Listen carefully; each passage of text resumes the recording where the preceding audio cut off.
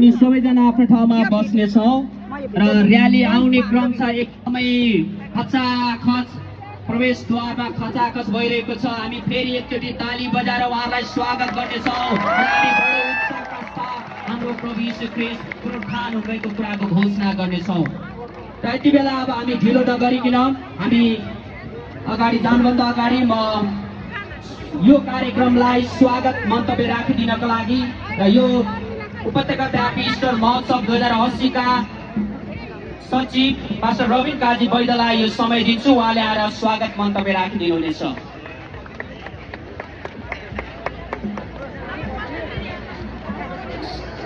सबैलाई जय मसीह।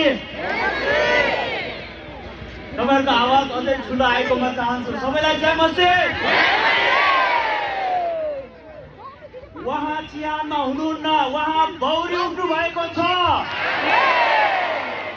आजको दिन हामी प्रभु येशू ख्रीष्टको पुनरुत्थानको घोषणा गर्नलाई यो सहरबाट हामी यहाँ भेला भएका छौँ। म यहाँहरूलाई फेरि हृदयदेखि प्रवेश गर्दै गर्नुभएको ढोकामा आइसक्नु भएका व्यक्तिहरूलाई पनि म स्वागत भन्न चाहन्छु। हामी अझै एकचोटि यहाँभित्र प्रवेश गर्दै गर्नुभएका साथीहरूको लागि सबैले एकचोटि जोरदार तालीका साथ स्वागत गर्नेछौँ।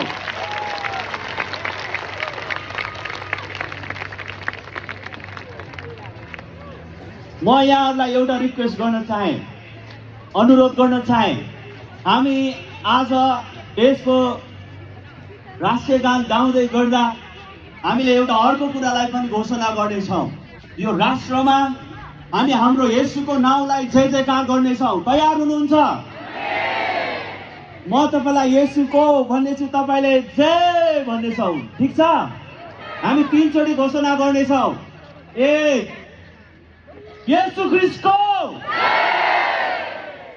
प्रभु येशू ख्रीष्टको, प्रभु येशू ख्रीष्टको।